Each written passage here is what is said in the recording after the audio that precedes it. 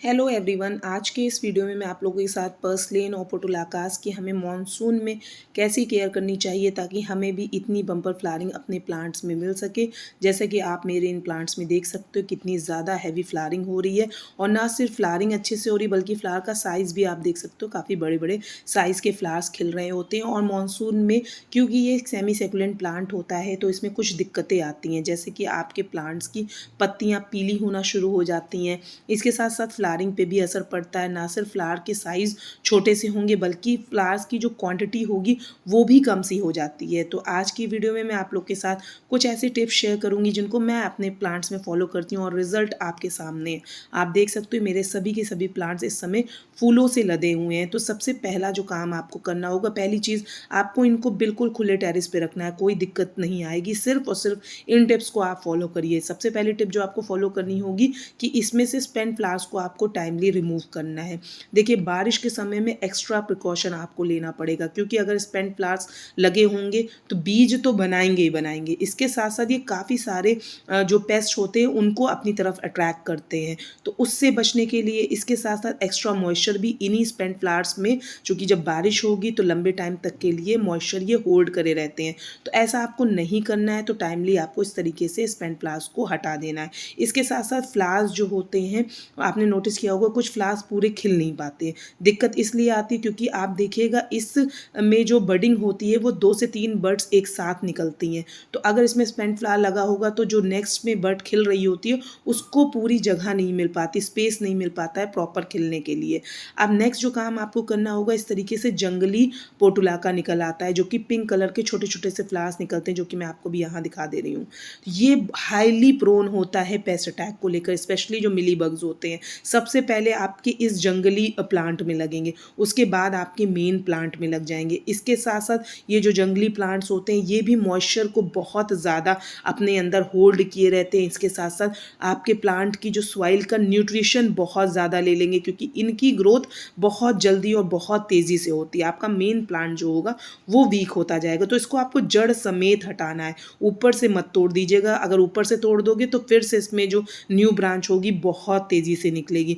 इसके साथ साथ बारिश के पानी में इतना प्योर पानी होता है, इतना ज़्यादा न्यूट्रिशन उससे लोडेड होता है, नाइट्रोजन बहुत ज़्यादा मात्रा में पाई जाती है।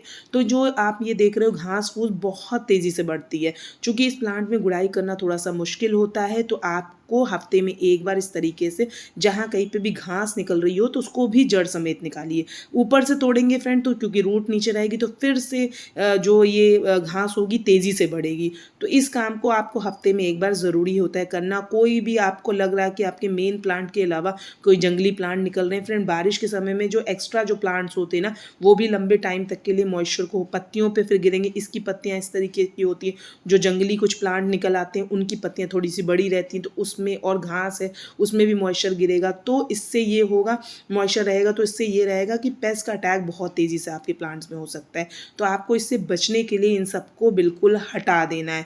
अब आपको अपने प्लांट्स में क्या करना होगा, देखिए जिस दिन धूप निकली हो या फिर आपके प्लांट की सॉइल में मॉइस्चर बहुत ज़्यादा ना हो तो उस दिन आपको इस तरीके से फंजीसाइड वाटर आपको करना क्या है, 1 मग पानी में 1 चम्मच के बराबर आपको फंजीसाइड पाउडर अच्छे से मिला लीजिए। और आप देख सकते हो मैं एक ही मग से 4 प्लांट्स में डाल रही हूँ। तो इसी तरीके से डालना, बहुत ज़्यादा भर भर के नहीं डालना है, क्योंकि सेमी सेकुलेंट प्लांट होता है तो इसमें बहुत मॉइस्चर कर देंगे तो एक पत्तियाँ पीली होने का रीज़न ओवर वाटरिंग से भी होता है। तो जिस दिन पानी आप ना डालिए उस दिन आप ये फंजीसाइड वाटर डाल दीजिए और मॉइस्चर कम हो तभी डालना है। अब मान लीजिए लगातार बारिश आपके उधर हो रही है, आपको लग रहा है कि प्लांट में भी रॉट हो सकते हैं या फिर फंगस का अटैक हो सकता है, उस कंडीशन में आपको इस तरीके से बिल्कुल सूखा हुआ फंजीसाइड पाउडर ले लेना है। आप देख सकते हो इस प्लांट की सॉइल में मॉइस्चर अच्छा खासा है, तो ½ टीस्पून के बराबर आप इस तरीके से स्प्रिंकल कर दीजिए।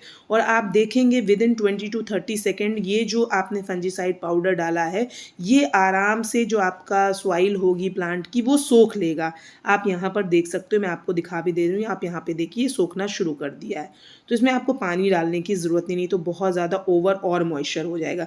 उस कंडीशन में आप इसी तरीके से स्प्रिंकल कर दीजिए। दीजिए और 15 दिन में एक बार आपको ये काम ज़रूरी है करना, ताकि तभी आपके देखिए पत्तियाँ पीली होने का दूसरा रीज़न मैं आपको बता देती हूँ कि वो ये होगा कि आपके प्लांट्स में किसी भी तरीके का फंगस का अटैक या फिर प्लांट प्रोन हो गया है किसी भी तरीके के पेस्ट अटैक को लेकर।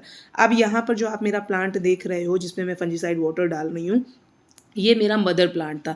इसमें क्या दिक्कत आई थी, अभी 1 हफ्ते पहले ही मैंने इसकी पूरी हार्ड प्रूनिंग की थी और आप लोग के साथ शेयर किया। अब आप 1 हफ्ते के बाद का अपडेट देख सकते हो, कितनी सारी न्यू न्यू ब्रांचेस आ रही हैं, इसके साथ साथ बर्ड्स वगैरह भी निकलना शुरू हो गई हैं। तो अगर आपके प्लांट की ग्रोथ रुक गई है अब, या जहाँ पे जैसे फ्लावरिंग होती है, फ्लावर पुराने लगे होते हैं, वहाँ पे रुई जैसा दिखने लगता है, बिल्कुल ग्रोथ रुक जाती है, जस्ट आप इसकी अच्छे से प्रूनिंग कर दीजिए। और प्रूनिंग वाला भी काम आपको उसी दिन करना है जिस दिन धूप निकली हो, लगातार बारिश या बारिश में ये काम नहीं करना है।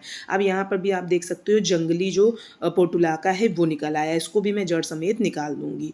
तो ये काम आपको करना है। तो आप देख सकते हो मेरे प्लांट की पत्तियां बिल्कुल लशली ग्रीन है।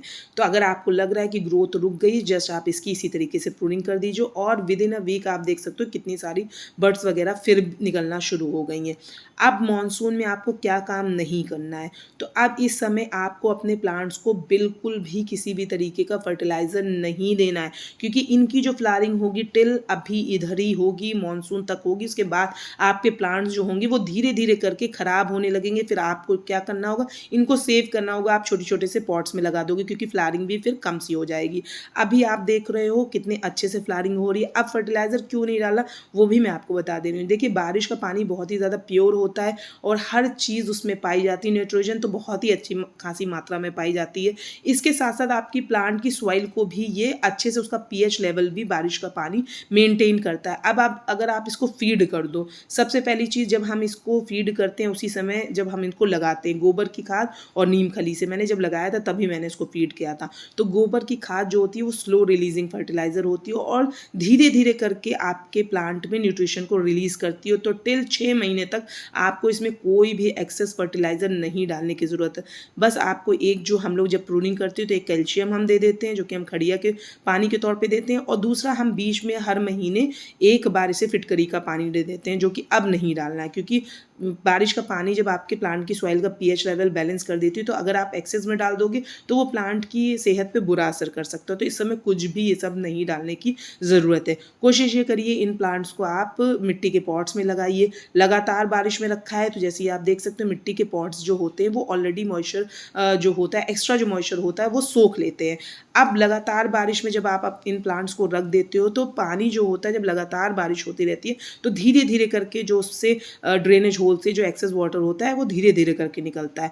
अब चूंकि ये सेमी सकुलेंट प्लांट है तो आपको ये ध्यान ज़रूरी है रखना, जब आप खुले टेरेस पे रखते हो तो इसके पॉट को टिल्ट करके एक्सेस मॉइस्चर जो भी है या पानी जो भी है उसको निकाल दीजिए। आप ऐसे थोड़ा सा लुढ़का दोगे तो एक्सेस वाटर जो होगा वो निकल जाएगा। अब यहाँ पे रोल आता है वाटरिंग का कि अब आपको वाटरिंग कैसे करनी, क्योंकि पत्तियाँ जो पीली होती है वो ओवर वाटरिंग की वजह से होती है और बारिश में हम अगर अंडर वाटरिंग करेंगे तो भी होगा। अब मान लीजिए लगातार बारिश हो रही है, फिर धूप निकलती है, धूप बहुत क्लियर होती है बारिश के बाद जब निकलती है, तो उस समय आप एक दिन पूरा ना पानी डालो, लेकिन नेक्स्ट डे आपको सॉइल चेक करना है। आप देखोगे खुद ही कि मॉइस्चर उड़ जाएगा, तो एक मग से आप 2 से 3 प्लांट में डाल दो, मतलब डालिए। क्वांटिटी उसकी आपको कंट्रोल कर देनी है और पानी आपको डालना ज़रूरी। ये नहीं कि सिर्फ आप बारिश के पानी पे डिपेंडेंट हो कि 2 से 3 दिन धूप खूब तेज़ निकल रही फिर आप पानी बारिश जब होगी तभी हम उसको मिल जाएगा ऑलरेडी, तो ये नहीं करना है। जैसे ही धूप निकलती है आप शाम में आइए, चेक कीजिए कि मॉइस्चर इससे उड़ गया, देन आपको पानी डाल देना है। तो अगर आप इन चीज़ों को ध्यान में रखोगे तो फ्रेंड्स आपके जो पोर्टुलाकास के प्लांट या पर्सलेन के जो प्लांट्स होंगे वो इधर मॉनसून में भी फूलों से लदे रहेंगे और आपके प्लांट्स हेल्दी तरीके से ग्रो भी करेंगे। तो फ्रेंड्स आई होप आप लोगों को मेरा ये आज का वीडियो पसंद आया होगा। और फ्रेंड्स अगर आपको मेरा ये वीडियो पसंद आता है तो प्लीज़ मेरे चैनल को लाइक शेयर और सब्सक्राइब ज़रूर कीजिएगा। अगर आप अभी जुड़े हो मेरे चैनल पर तो प्लीज़ मेरे चैनल को सब्सक्राइब ज़रूर कीजिएगा। Hope you like the video. Thank you so much.